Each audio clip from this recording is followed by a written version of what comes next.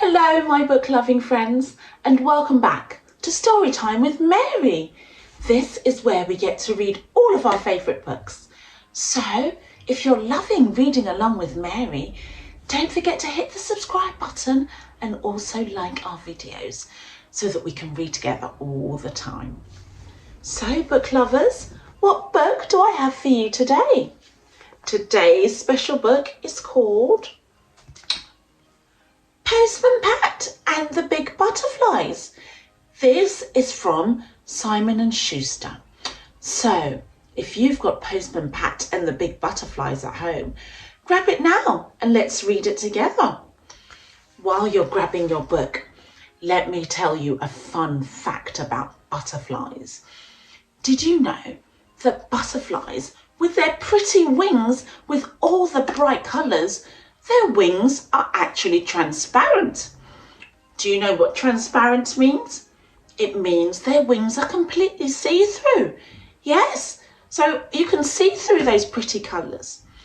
I have a second fun fact about butterflies for you. Did you know that you taste food through your mouth because you've got taste buds on your tongue? Well, butterflies taste through their feet. Can you imagine tasting through your feet? Okay, let's get started with Postman Pat and the Big Butterflies. It was a windy day in Greendale and Julia Pottage was having trouble keeping her hat on. Lovely hat, Julia, admired Mrs. Goggins. Don't let it blow away. I'd love a new hat, sighed Dorothy Thompson. Pat was on his rounds. At the school, he caught sight of something by the road. Look at the lovely flower, Jess. I've never noticed it before. As Jess went to investigate, two beautiful butterflies fluttered away. Meow! Pat didn't notice. Come on, Jess. We'd best be on our way. In the classroom, Mrs. Pringle had some news. Now listen, everybody. Two very rare butterflies have gone missing from Pencaster Zoo. He held up a picture. There's a reward of free passes into the zoo for anyone who can find them. The children were very excited.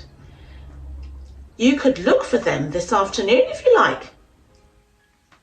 Mr. Pringle went on, but remember, if you find them, be gentle. Butterflies are very delicate. Back home, Dorothy was jazzing up an old hat with some cherries from a fruit bowl. As she set off for the shops, she didn't realise that two multicoloured butterflies had settled on her hat.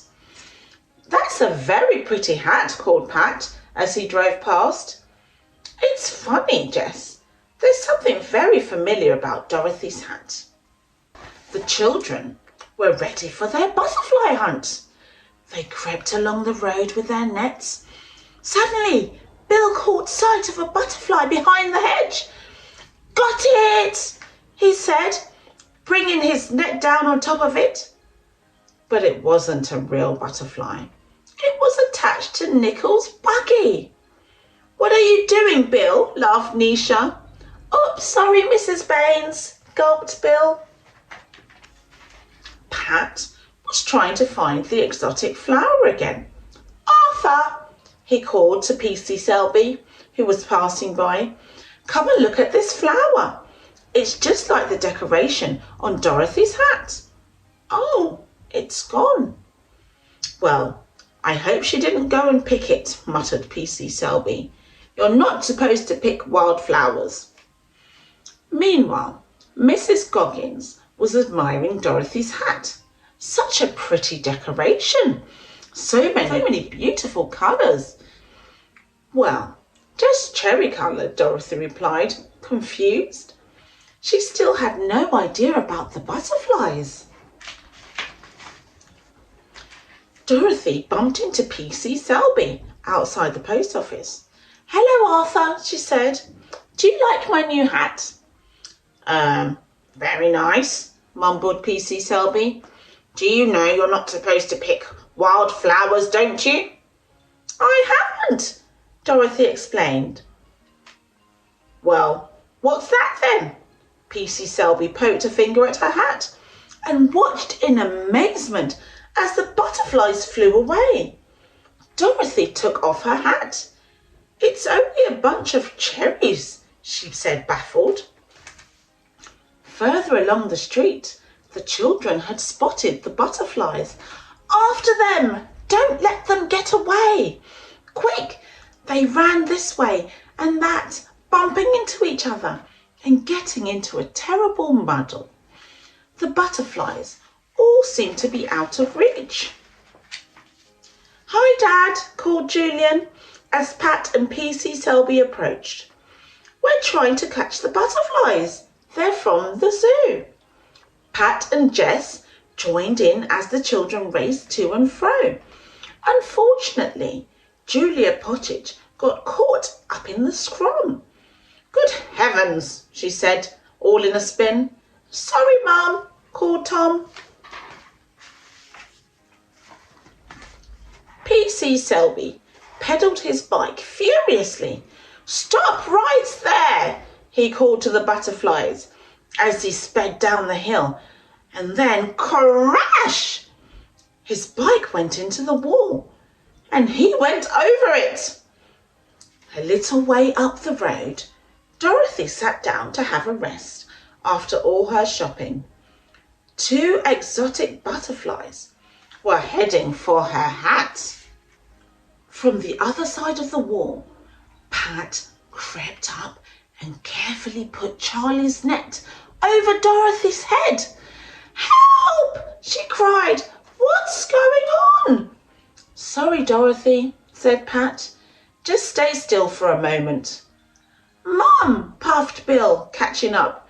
You've got the missing butterflies. They escaped from Pencaster Zoo. Pat lifted the net from Dorothy's head, keeping the butterflies safely inside. Look, Dorothy, they were on your hat, Pat explained. They must like cherries. So that's why Mrs. Goggins said my hat was so colourful, sighed Dorothy. We need something to put them in, so I can take them back to the zoo, said Pat. What about one of my new storage boxes? Suggested Dorothy. Perfect. Pat made holes in the lid so the butterflies could breathe. We'll buy you another box, Dorothy. Your hat was a good butterfly catcher, Dorothy, joked Julia Pottage. Yes. Well, I don't think it was really me anyway, said Dorothy, stuffing her hat into her bag and getting out her old scarf. I like my scarf. It's more practical. At that very moment, a sudden gust of wind blew Julia's hat right off. Oh, my hat, she shrieked, chasing after it. More trouble than a butterfly, chuckled Postman Pat, and everyone laughed. What a lovely book, Postman Pat and the Big Butterflies. Do you remember your fun fact about butterflies? Let me remind you. Butterflies taste with their feet. Yes, just like you taste with your taste buds on your tongue. And butterflies are so delicate because their wings are transparent.